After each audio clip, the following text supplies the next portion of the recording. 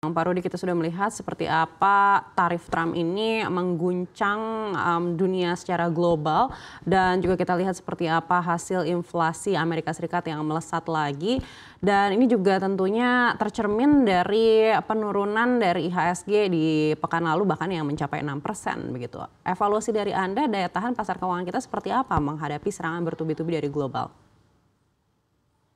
Baik, jadi kalau net sell oleh dana asing sebetulnya sebelum kebijakan Trump yang sekarang itu sudah ada kan. Itu dari bulan November kalau tidak salah, Desember, Januari dan berlanjut sampai Februari ini.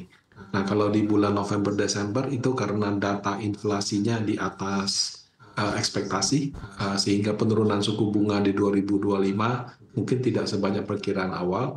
Nah, itu yang membuat asing melakukan net sell.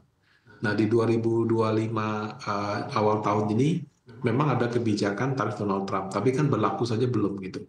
Jadi sebetulnya ini masih sisa-sisa dari kebijakan presiden yang sebelumnya. Nah, tapi memang ada faktor Donald Trump juga yang membuat dana asing cenderung lebih kembali ke Amerika Serikat atau memegang US dollar. Nah, kalau dari dalam negeri kita melihat betul penurunannya masih terjadi, tapi beberapa hari ini sudah mulai meredah. Bisa saja karena valuasinya sudah murah, karena memang sudah turun banyak sekali. Bisa saja harga sekarang sudah mencerminkan ekspektasi inflasi yang tidak sesuai dugaan ini. Baik, artinya Anda lihat apakah pelemahan ini masih mungkin akan berlanjut pekan depan, di mana hari ini kita lihat ini sebenarnya sudah ada rebound meskipun masih di 6.600-an. Kalau ingin naik tinggi kembali ke 7 ribuan itu memang butuh dana asing untuk masuk lagi. Tapi kalau dari lokal, saya melihat beberapa dana institusi lokal itu juga sudah mulai berani masuk ke market. Jadi mungkin penurunannya tidak berlanjut, tapi kalau mau naik di atas 7.000 atau bahkan kembali ke 7.500 seperti tahun lalu, itu butuh dana asing masuk kembali. Nah, untuk itu diperlukan sentimen penurunan suku bunga Amerika Serikat gitu. Nah, kalau untuk Indonesia sendiri, saya melihat ada kemungkinan BI bisa turunkan suku bunga lebih cepat, tapi dia lebih dampaknya ke obligasi. Kalau untuk saham, memang masih lebih dominan sentimen asing. Baik, kembali lagi ke angka inflasi Amerika Serikat. Kita sudah lihat bahwa angka inflasi ini melesat lagi begitu dan semakin menjauhi target The Fed di 2%. Lalu apakah menurut Bapak ini juga akan langsung mempengaruhi kebijakan moneter The Fed untuk melakukan pemangkasan suku bunga, di mana sebelumnya juga kita mendengar di bulan Desember masih ada 2 pemangkasan lagi di 2025 ini. Dan Bank Indonesia sendiri pun sudah mengatakan mungkin pemangkasannya hanya akan ada 1 kali lagi dari The Fed. View daripada Bank Sentral Amerika atau pejabat Federal Reserve itu kalau saya perhatikan bisa berubah setiap 3 bulan.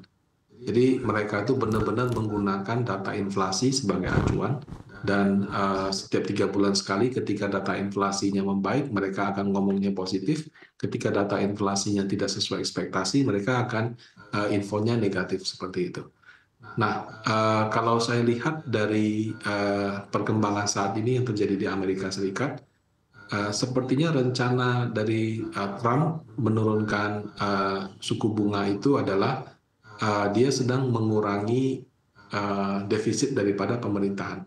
Jadi kan ada Department of Government Efficiency gitu. Nah, jadi sedang melakukan efisiensi besar-besaran.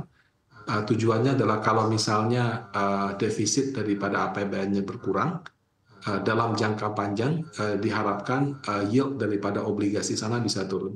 Nah, kalau yield-nya turun, itu diharapkan juga bisa mempengaruhi kebijakan Bank Sentral Amerika untuk menurunkan suku bunga. Tapi yang lebih penting lagi menurut saya bisa berkaca kepada pengalaman deflasi di bulan Januari 2025 di Indonesia. Nah, pada saat itu kita mengalami deflasi. Kenapa? Karena PLN memberikan diskon tarif listrik.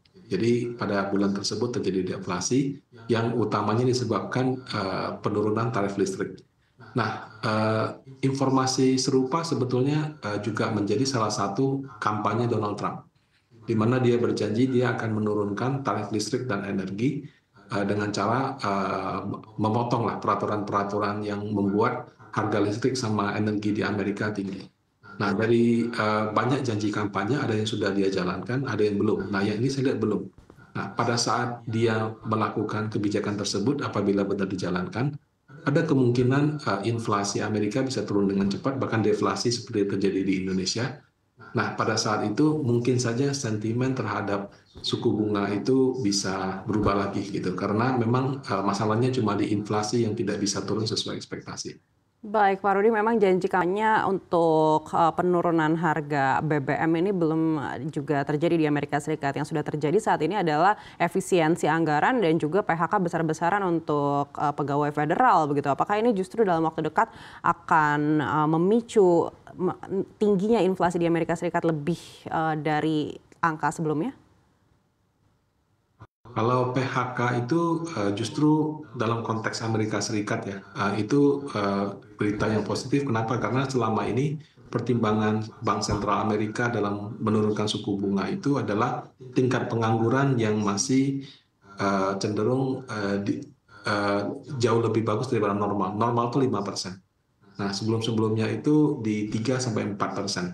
Nah, supaya harga barang bisa turun, itu salah satu indikatornya juga adalah tingkat penganggurannya di level yang normal sekitar 5%. Seperti itu. Nah, kalau PHK yang dilakukan oleh Trump sama government efficiency di sana, itu lebih kepada mungkin divisi-divisi yang kalau kita ikuti perkembangan berita, itu kan seperti melakukan transfer uang ke negara lain yang ya berkaitan sama program diversity-nya, kemudian ya mungkin juga ada ikut campur mereka pada kedaulatan negara lain gitu. Jadi sebetulnya uh, menurut saya sih dalam konteks inflasi, kalau misalnya tingkat penganggurannya mendekati level 5% itu justru bagus karena itu salah satu data yang mendukung penurunan suku bunga lebih cepat oleh Bank Sentral Amerika. Baik, tadi Anda juga sempat mention soal yield obligasi. Seperti apa menurut Anda range untuk SBN 10 tahun kita dalam waktu dekat di tengah volatilitas yang terjadi di global saat ini?